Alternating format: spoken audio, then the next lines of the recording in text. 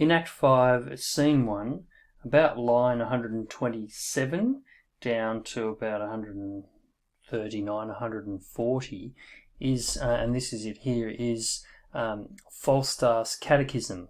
And this is a really interesting little speech to, it's a soliloquy that he delivers, and it has a lot in it, and we can start to understand Falstaff's perspective and his worldview. So they're about to go to battle, and King Henry's been saying things like, God befriend us as our cause is just. We're off to battle, and then Henry and Falstaff, that's Hal and Falstaff, have a little chat, and Hal finishes just before he leaves. He says, "Why, thou owest God a death." And so he's talking about that it's honourable to die in battle, and that we have to die sometime, and it's part of our noble cause. And when he leaves, Falstaff speaks to the audience, and he says, "It's not due yet."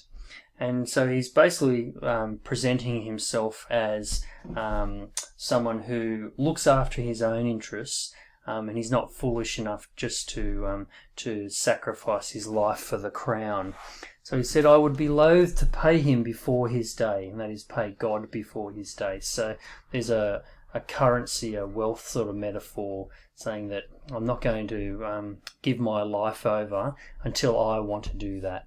So what need I be so forward with him that calls not on me? Well, 'tis no matter, honour pricks me on. Yea, but how if honour prick me off when I come on? How then? How can honour set to a leg? So can you manufacture that in you, like give yourself another leg that walks you forward? No, or an arm. No, or take away the grief of a wound. Honour can't do that. No, honour hath no skill in surgery then. No. What is honour? It's a word. So here he starts to question this notion of honour, saying it's just a word that we're playing with. What is in that word honour? What is that honour? And he says it's air. It's just simply air, and it's light, it's invisible, and it comes and goes. A trim reckoning. Who hath it? He that died on Wednesday. So he's saying, who has honour? It's the person who died last Wednesday. Well, that's rather foolish. Doth he feel it? No. Doth he hear it? No. 'Tis insensible then, yea, to the dead. But will it not live with the living? So he's saying, why should you follow honour if it's going to lead to your imminent death? Why? Detraction will not suffer it. Therefore, I'll none of it. Honour is a mere scutcheon, and so ends my catechism.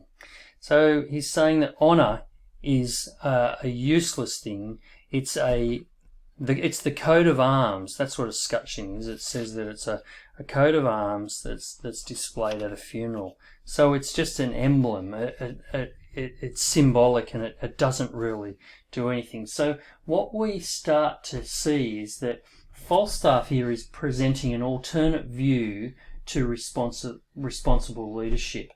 And so his model is in complete antithesis to Hotspur's. And I suppose Shakespeare does this to show that Hotspur's view of honour, because it is so extreme, is just as invalid and ridiculous as Falstaff's. And we see that Falstaff is an agent of free will. He's self-serving, and he's representative of the commoner. Okay, and he really is serving himself because the nobility does not look after him. The nobility has neglected him and the common people. They've been left to their own devices. And so this is a rationale for him to behave in such a way and to have these views. He really has to look after himself because nobody else will. And I think that we learn in the play that Prince Hal will do the right thing by the people when he becomes king. And he's been in disguise, he's been playing this role so that he can better understand his subjects, and therefore he will be a better role model and a better leader for them. So Falstaff clearly rejects the notion of honour. And we should say that a catechism, is simply, it's normally a religious service where questions are put forth and then answered. And so he's taking on that role of asking questions and then answering them. And this, coupled with a little bit later in the play, when we get to Act 5, Scene 4, is developed a bit further. And in Act 5, Scene 4, we have this very important scene where Hal and Hotspur meet. Hal's challenged him into a battle to the death, and this is where they come across each other and have that. So Prince Hal says, after Hotspur says, "I'm Harry Percy." "Well, then I see a very valiant rebel of the name. I am the Prince of Wales, and think not, Percy, to share with me in the glory any more." So he's saying, you're very valiant, very honourable, and so am I, and we share the same name, but we can't share the same space. And he says, "Two stars keep not their motion in one sphere." So he's using this celestial imagery or a metaphor to say that there's only room for one of us in this kingdom. We both can't be leaders of England. So he says, "Nor can one England brook a double reign." So he's saying that one of us is going to meet our maker today, and the other one will rule the country. And Hotspur replies, "Nor shall it, Harry, for the hour is come to end the one of us, and would to God thy name in arms were now as great as mine." And Hal replies, "I'll make it greater ere I part from here. When I leave you, my name will be greater." So Hotspur is saying, your name is not as good as mine. We're the rightful monarchs. We have divine right, our side of the family, and Hal's disputing that. And all the budding honours on thy crest I'll crop to make a garland for my head. So here he challenges him and says metaphorically that I'm going to take all of the honourable things from your name and from your family crest, and I'm going to crown myself with them. They fight. There's a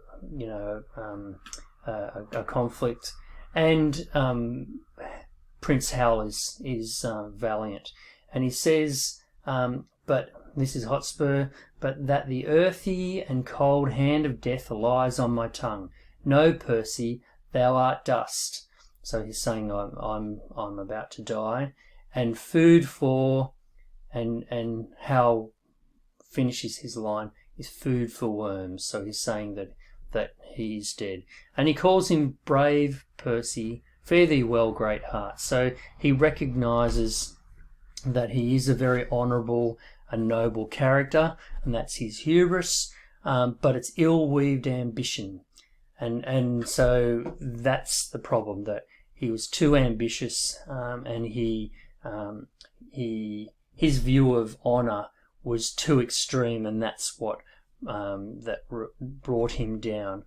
But he does say that he will honour him, and and he actually recognises that he is noble even in death. And anyway, so Hal then disappears and Falstaff remains, and so this is Act 5, Scene 4, line 110, and Prince Hal has seen Falstaff lying dead on the ground. He says, "Poor Jack, farewell. I could have better spared a better man." And he says something about, here we go, he says, "Embowed will I see thee by and by." So he's saying, I will disembowel you and preserve you. And after he leaves with much humour, he says, embowed. If you embow me today, I'll give you leave to powder me and eat me too tomorrow. So he's quite shocked that he's going to be embowed and preserved that way. And so he's saying, it was time to counterfeit.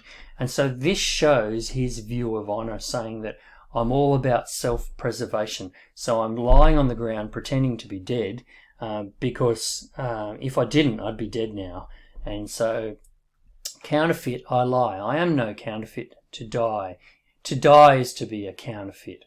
And so that's his view. He's saying that would be ridiculous and foolish of me. So, for he is but the counterfeit of man who hath not the life of a man. So he's saying there that if you're dead, you're a ghost and you don't have any claim in life. And further down he says, the better part of valour is discretion. So he's saying the best part of bravery is when you are discreet, when you choose to be like that. And he says, in which the better part I have saved my life. And so this is his ethos. He believes that he has to look after himself at all costs. We've just seen Hotspur. He knows that his army is very weakened and there's no real chance of defeating Henry. But he goes to battle for his reputation and sacrifices many and leads to his own death. And Falstaff presents that alternate view, and he's looking after himself. And so he sees that Percy Hotspur is there lying on the ground dead. But he says, but what if he should counterfeit too and rise? So he's making a justification here and saying, well, maybe if I'm pretending to be dead, so too is Hotspur. And what I'm going to do is I'm going to claim his murder. I'm going to tell everyone that he was still alive and that I murdered him, and that will help me gain a title, which we'll see in a second. So he says, therefore I'll make him sure, and yea, I'll swear I killed him. Why may not he rise as well as I? Nothing confutes me but eyes, and nobody sees me. So he then stabs the dead Hotspur, which really tells us a lot about his character, and that he is very self-serving, and his level of honour is very much diminished. And then the Hal and John of Lancaster return, and Lancaster says, "Who have we here?" Looking at Falstaff. "Did you not tell me this fat man was dead?" Hal replies, "I did. I saw him dead, breathless and bleeding on the ground. Art thou alive, or is it fantasy that plays on our right side? I can't believe it." And he says, "I need you to speak. We will not trust our eyes without our ears." And Falstaff says, "No, it's certain. I am not a double man. I'm not a ghost. But if I'm not Jack Falstaff, then I am Jack. And here is Hotspur Percy." And he says, "If your father will do me any honour, so if not, let him kill the next Percy himself." So the king needs to honour me, or he can do the murdering himself. He can go into battle himself. "I look to be either earl or duke, I can assure you." And Henry says, "Well, I killed him myself, and I saw you were dead." And Falstaff challenges him and said, "Did you? Lord, I grant you I was down and out of breath. So was he, but we both rose at an instant and fought a long hour by Shrewsbury clock. Now, if I may be believed, so, if not, let them that should reward valour bear the sin upon their own heads. I'll take it upon my death. I give you my word. I'll say it on my grave. I gave him this wound in the thigh. And if the man were alive and would deny it, I would make him eat a piece of my sword. I would kill him again if he told me or anyone else that it was wrong." And Lancaster says, "This is the strangest tale that I've ever heard," and Hal says, "This is the strangest fellow that you would ever meet." And so it ends that way, and it really shows Falstaff's hedonistic way. He's so self-indulgent. He sees every experience as an opportunity to promote himself. And generally, we would normally despise this sort of character, but for some reason, with Hal, with Falstaff, he is known to be one of the most popular Shakespearean characters, and we are very endeared to him. So we don't take him too seriously. We take him with a grain of salt. He does stand, though, as a dramatic foil to a couple of characters. So his view on honour is the antithesis of Hotspur's. So we can look at the differences between the two characters and see how extreme they are. And in doing so, we see that, Falstaff's foolishness and his ridiculous attempts to claim Percy as his own scalp. No one would believe that, but we were able to see that that's ridiculous, and therefore when we look at Hotspur, we understand that his model of leadership is not a valid one. And so we can also compare Falstaff to King Henry. Both of them offer a relationship with Prince Hal, and Falstaff offers Hal things that King Henry can't.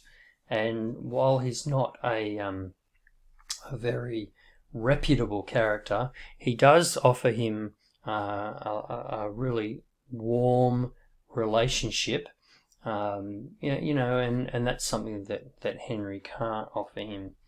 So we don't expect for Falstaff to redeem himself at the end of the play. He remains the same. He's still self-serving, and he provides a commentary on the view of living in the now and desiring pleasure. He does that through drinking and just living life to the fullest, enjoying the moment, and he looks to acquire wealth.